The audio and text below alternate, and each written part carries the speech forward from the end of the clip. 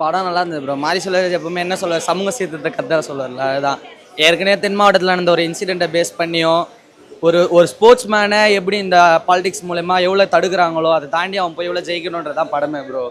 எவ்வளோ தான் பாலிடிக்ஸ் வந்தாலும் அவனோட ஸ்போர்ட்ஸ் அவனுக்கு என்ன கரியரோ அதை நோக்கி போய்கிட்டே இருக்கணும். எவ்வளோ தடை வந்தாலும் அதை தாண்டி போகணும். இந்த தென் மாவட்டத்தில் நடக்கிற பிரச்சனை தான் ப்ரோ. மோஸ்ட்லி கேஸ்ட்டை வச்சு என்னென்னலாம் பண்ணிட்டு இருக்காங்க. கேஸ்ட் ஒருத்தனை ஒரு வாழ்க்கையில் எப்படிலாம் குறுக்க வருதோ அதை வச்சு தான் ப்ரோ படமே. நல்லா எடுத்திருக்காங்க படம். Story super story bro. எல்லாருமே பார்க்கலாம். ஸ்போர்ட்ஸ் மேன் யாராக இருந்தாலும் வந்து பாருங்கள். உங்கள் லைஃப்பில் என்ன நடந்திருக்கோ அதுதான் படமாக எடுத்திருக்காங்க. எல்லாரும் பாருங்கள், கண்டிப்பாக பார்க்கணும் ப்ரோ. ஆக்டிவ் சூப்பராக பண்ணியிருக்காரு ப்ரோ. அதுக்காகவே அவர் டிரான்ஸ்ஃபர்மேஷன் அவர் சூப்பராக பண்ணியிருக்காரு. அவர் லைஃப்பில் அவர் சொல்லியிருக்காரு ஆல்ரெடி நான் 2 படம் வச்சிருக்கேன். ஆனால் இந்த படத்தை பாருங்கள், அது உண்மையாக இதுதான் துருவிக்ரமோட படம்னா இதுதான் ப்ரோ ஃபர்ஸ்ட் படம். நல்லா இருக்கு ப்ரோ, சூப்பராக இருக்குது, பார்க்கலாம் சார். உலக அரசியல் அருமையாக பேசியிருக்காங்க.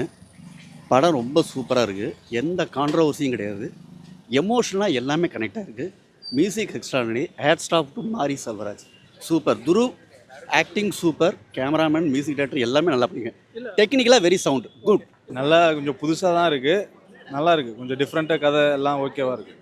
கபடி அந்த வில்லேஜ் ஸ்டோரி கொஞ்சம் சூப்பராக இருக்குது. ஆக்டிங் வந்து டிஃப்ரெண்ட்டாக இருக்குது. மற்றபடி இது எடுத்த படத்தோட இது கொஞ்சம் டிஃப்ரெண்ட்டாக எடுத்திருக்காரு. ஆக்டிங் கொஞ்சம் வேறு லெவலாக இருக்குது. ஸ்டோரிஸ் எல்லாம் வில்லேஜ் ஸ்டோரி தான், ஓகே தான். சாங்ஸு பெருசாக இல்லை ப்ரோ. துருவுக்கிற ஆக்டிங் பயங்கரமாக இருக்குது ப்ரோ. மாரி செல்வராஜ் அருமையாக பண்ணியிருக்காரு. எல்லாருமே பார்க்கலாம் ப்ரோ.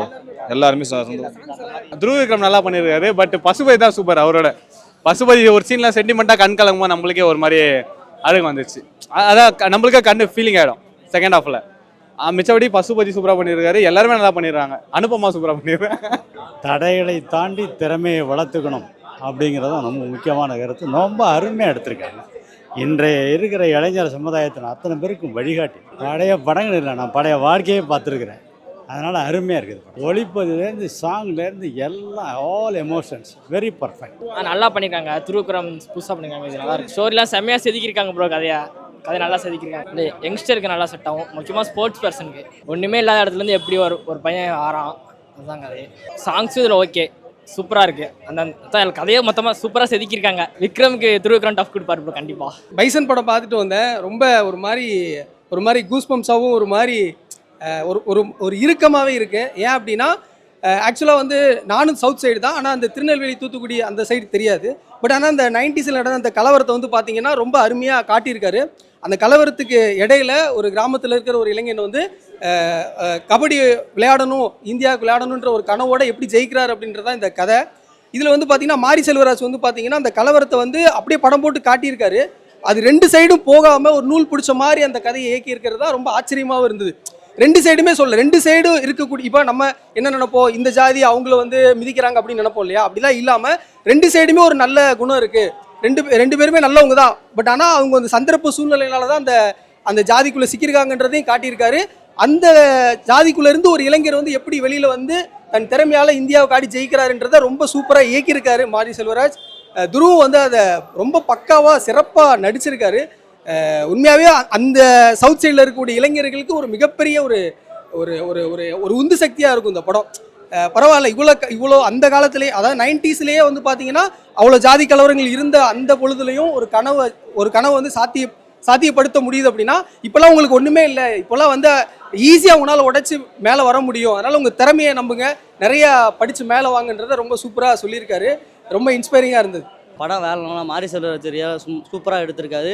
அதாவது எப்படின்னா வந்து ஒரு துரு வந்து ஒரு இது ஸ்போர்ட்ஸில் போகிறாரு. அவர் வந்து தடுக்கிறாங்க. அவர் வந்து போக விடாமல் ஒரு படிப்படியாக போக பார்க்குறாப்புல. அப்புறம் 2 சமூகத்துக்கு இடையில் பிரச்சனை நடக்குது. அதெல்லாம் தாண்டி அவர் வந்து போகிறாரு. அவங்க அப்பா வந்து அதாவது நீ வந்து கத்தியை பிடிக்காதா, பேனாவை பிடி, அப்போ தான் நீ வாழ்க்கையில் முன்னேற முடியும் அப்படின்னு சொல்ல வராரு. ஆனால் அவருக்கு வந்து எஜுகேஷன் வரல. அதனால் அவங்க பிடி சார் வந்து அந்த ஸ்போர்ட்ஸ் வழியாக அவரை வந்து எப்படியா மேலே கொண்டு போகணும்னு பார்த்துக்கிட்டே இருக்காங்க. ஆனால் அப்படி இருந்தும் சில பேர் அந்த உயர்ந்தவங்க அவங்க எல்லாரும் சேர்ந்து அவங்கள வந்து தடுக்க பார்க்குறாங்க. இருந்தாலும் துரு வந்து முன்னேறி போய் மேலே ஏறி ஜெயிச்சுட்டு வந்தாங்க. அதாவது மாரி செல்வராஜ் எப்படின்னா அந்த சிங்கப்பூர் கைலி சொல்லுவாப்புல, அது எல்லா படத்துலையும் எடுத்திருக்காப்புல. அது மோஸ்ட்லி எங்கள் ராம்நாட்டில் எங்கள் வீட்லேயே இருக்குது. எல்லோரும் அதாவது அவர் கனெக்டிவிட்டியாக இருக்குது எல்லாமே.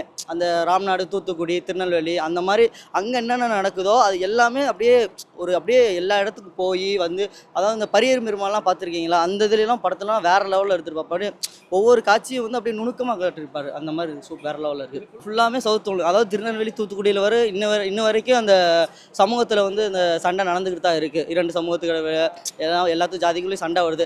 அதனால் அவர் என்ன சொல்ல வர்றாருன்னா, ஜாதி வேணாம், நம்ம எல்லாம் ஒற்றுமையாக இருப்போம், அதாவது இப்போ வந்து எல்லாம் சமமாகவே இருப்போம், யாரெல்லாம் ஜாதி தூக்கிட்டு வராங்களோ அவங்களாம் அடித்து உட்கார வச்சு எல்லாரும் சமம் அப்படின்னு சொல்ல வர்றாரு மாரி செல்வராஜ். ப்ரோ மாரி செல்வராஜ் படம்னாலே ஒரு கதை, ஒரு கருத்து இருக்கும். அதே மாதிரி இந்த படத்துலையும் கருத்து இருக்குது. ஆக்ஷன் அவங்கவுங்களுக்கு கொடுத்த போர்ஷனை, அனுபமா கொடுத்த போர்ஷனும் சரி, துருவிக்ரம் கொடுத்த போர்ஷனும் சரி, எல்லாருமே நொறுக்கிட்டாங்க. அவங்கவுங்க இதை பர்ஃபெக்டாக பண்ணிட்டாங்க. துருவிக்ரம் ஆக்ஷன் வேறு லெவலு ப்ரோ. சாங்ஸ் அதுதான் தீக்குளித்தி சாங்லாம் மிரட்டிட்டாங்க. எல்லாமே வேறு லெவலு ப்ரோ. அது எப்படி சொல்கிறது, அப்படியே என் தலைவன் சியானா பார்த்த மாதிரி இருந்துச்சு ப்ரோ. வேறு லெவலு ப்ரோ. சூப்பராக இருந்தது ப்ரோ. துருவிக்ரம் வந்து இது ஃபர்ஸ்ட் ஆக்டிங் மாதிரிலாம் இல்லை, இன்னமும் நிறையா படம் நடிச்சு இது பண்ண மாதிரி இருக்காரு. ஆனால் அவர் இன்டர்வியூலலாம் சொல்வார், இதுதான் எனக்கு ஃபஸ்ட்டு படம், இது வரைக்கும் நான் ஒரு 3 மூவி நடிச்சிருக்கேன், ஆனால் 3துலேயும் வந்து நான் சைடு ஆக்டராக அதுமாரி தான் நடிச்சிருக்கேன். சில மூவி வந்து ரீமேக்கு, எங்கள் அப்பா கூட நடிச்சது வந்து ஒரு சைடு ஆக்டராக தான் நடிச்சிருக்கேன். இதுதான் என் ஃபுல் அண்ட் ஃபுல் எஃபர்ட் போட்டு இதுதான் என் ஃபஸ்ட்டு படமாக நான் நடிச்சிருக்கேன். எல்லாமே பாருங்கள். நான் வந்து பரியர் பெருமாள் வந்து நான் ரிலீஸ் ஆகும்போதெல்லாம் நான் சின்ன ஸ்கூல் படிச்சிருக்கேன். அப்போல்லாம் எனக்கு அந்த படத்தோட புரிதலோ எனக்கு எதுவுமே புரியாது. இப்போ வந்து கொஞ்சம் கொஞ்சமாக அவரை பற்றி தெரிஞ்சுக்கவோ புரிஞ்சுக்கவோ அவர் படம் எடுக்கிற படம் எல்லாமே புரியும் ப்ரோ. நான் இப்போ வந்து கர்ணன்லேருந்து பார்த்துருக்கேன். கர்ணன், மாமன்னன், இப்போது வாழை, அப்புறம் இப்போ வந்து பைசன் வந்துருக்கு. இது வந்து கொஞ்சம் இத்தனை படத்தில் வந்து அவர் சொன்னது பட்டதை வந்து இதில் டிஃப்ரெண்ட்டாக சொல்லியிருக்காரு. ஸ்போர்ட்ஸுக்கு வந்து இம்பார்ட்டன்ட் கொடுத்துருக்காரு. இப்போ வந்து என்னன்னா, சின்ன ஊர்லேயே இருந்தால் அந்த ஊர்லேயே இருக்கணும்னு நினைப்பாங்களே சில பேர், நம்ம ரிலேட்டிவ்லாம் நினைப்பாங்க இவங்க இந்த லிமிட்டில் தான் இருக்கணும் அப்படின்ட்டு. அதெல்லாம் தாண்டி இவர் கொஞ்சம் வெளியூருக்கு போயிட்டு கேமில் வின் பண்ணி இவரும் ஒரு இதுன்னு காட்டிக்கிறாரு.